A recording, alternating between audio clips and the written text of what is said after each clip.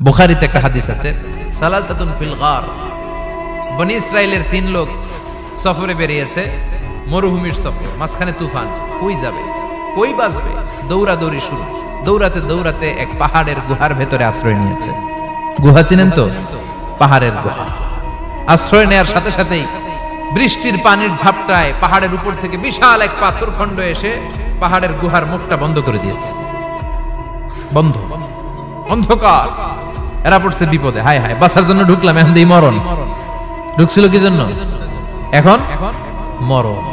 বিশাল পাথরের খণ্ড এসে গুহার রাস্তাটা বন্ধ করে দিয়েছে। 3 জন গায়ে যত শক্তি ছিল ধাক্কায়ও পাথর সরাইতে পারে না। হায় হায়, অক্সিজেন ভিতরে যা আছে আধা ঘন্টা শেষ হয়ে যাবে। কি করে বাঁচবো? বাঁচার উপায় নাই। চিল্লা ফাল্লা শুরু হয়ে গেল, কান্নাকাটি শুরু। একজন বলে, তোমাদের জীবনে কার কি ন্যাক আমল আছে, যেই ন্যাক আমলটা আল্লাহর ভয়ে করছিল ওইটার ওসিলা দিয়ে দোয়া করে দেখো কিছু হয় কিনা। সুবহানাল্লাহ কোন, এটাই উপায়। একজন হাঁটু গেড়ে চোখের পানি ছাড়া শুরু করছে, দোয়া শুরু করছে, আল্লাহ আল্লাহুম্মা কানাত লি আবাওয়ান শাইখান কাবীরা, আল্লাহ আমার বাবা মা ছিল বৃদ্ধ বৃদ্ধা, আমি পেশায় রাখাল, সারাদিন ছাগল চড়িয়ে রাত্রিবেলা দুধ আনতাম, সবার আগে আব্বা আম্মারে দিতাম, এরপরে আমার ছেলে মেয়ে, এরপরে স্ত্রী। একদিন গভীর রাতে এসে দেখি আব্বা আম্মা ঘুমায়, দুধের বাটি নিয়ে আব্বা আম্মার মাথার সামনে দাঁড়িয়ে রইলাম। ছেলে মেয়েগুলো আব্বা এসে বলে, আব্বা দুধ দাও। আমি বললাম পরে, আগে আব্বা আম্মা খাবে তারপরে তোরা। ছেলে মেয়েগুলো কান্না জুড়ে দিল, আমি দেই নাই। ফজর পর্যন্ত দাঁড়িয়ে রইলাম। ফজরের আগ দিয়ে আব্বা আম্মা ঘুম থেকে উঠে দেখে তো আমার অবাক, কিরে বাবা দাঁড়িয়ে কেন? বললাম প্রতিদিন দুধ খেয়ে ঘুমাও, আজকে আগে আগে ঘুমিয়েছো, দুধ খাও নাই, তোমাদেরকে আগে দিব বলে দাঁড়িয়ে রইলাম। আল্লাহর ডেকে বলে, আল্লাহ ওই দিন সারা রাত দুধের বাটি নিয়ে মা বাবার শিওরে আমি দাঁড়িয়েছিলাম, ফজরের সময় আব্বা আম্মারে দুধ খাওয়ালাম, তারপরে ছেলে মেয়েদেরকে দিয়েছিলাম, তারপরে স্ত্রীর মুখে দিয়েছিলাম। ও মাবুদ, ওই দিনের এই কাজটা আমি দুনিয়ার কাউরে খুশি করার জন্য করি নাই, শুধুমাত্র তোমার খুশি ছাড়া।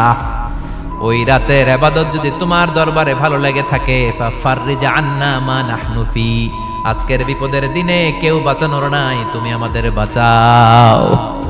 ফানফাজারাত, মুহূর্তের মধ্যে 1/3 বিশাল পাথর খণ্ডটা 1/3 ডান দিকে সরে যায়, একপাশে সরে যায়। সামান্য আলো বাতাস ঢুকতে আরম্ভ করলো। এখন বাতাস ঢুকে, এখন বেঁচে থাকতে পারবে এই নিশ্চয়তা হয়েছে। সুবহানাল্লাহ কোন। এবার সে বলল, ভাই তোর কি আমল আছে বল। দ্বিতীয় জন হাঁটু গেড়ে আবার চোখের পানি ছেড়ে আল্লাহরে ডেকে বলে, মাবুদ আমার এক চাচাতো বোন ছিল, কানাত লি ইবনাতু আম জামিলা ওয়া কুনতু উহিব্বুহা কাআশাদ্দি মা ইউহিব্বুর রিজাল আন-নিসা। আল্লাহ সুন্দরী, অনন্যা, অপ্সরী, প্রিয়ংবদা, অনুসুয়া, গুণবতী, রূপবতী আমার এক চাচাতো বোন ছিল, তার প্রেমে আমি ছিলাম পাগল পাড়া, কিন্তু সে তো আমার ডাকে সাড়া দেয় না। অনেক চেষ্টা করলাম তারে পাওয়ার জন্য। চাচাতো বোন আমারে বলে, 100 স্বর্ণ মুদ্রা যেদিন দিতে পারবা ওই দিন আমারে পাবা।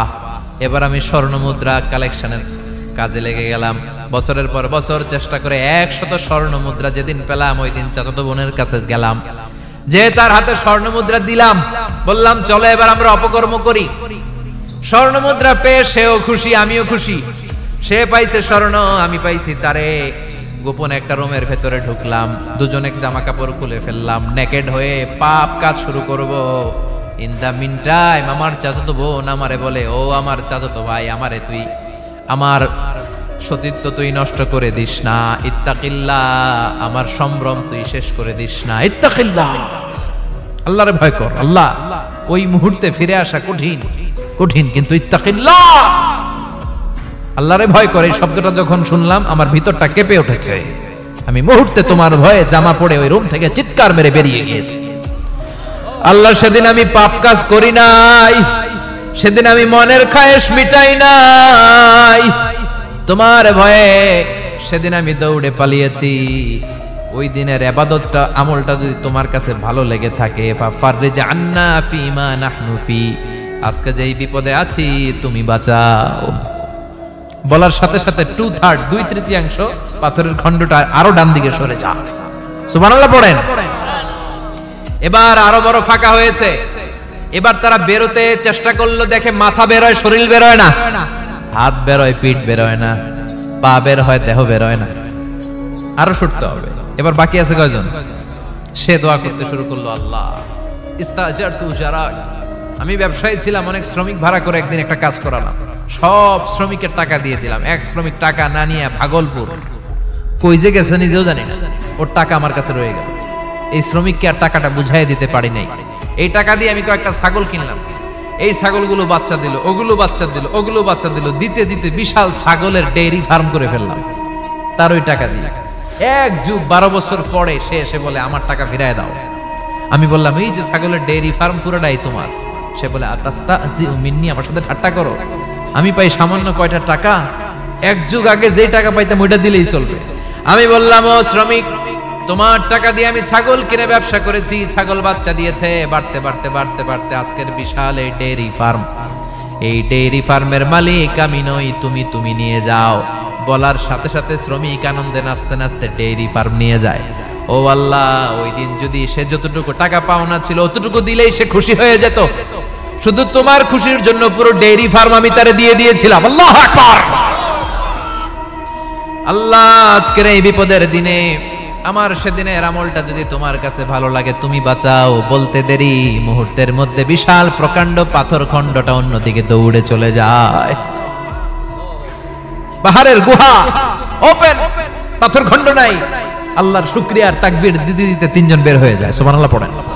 সহিহ বুখারীর বর্ণনা, সহিহ হাদিস।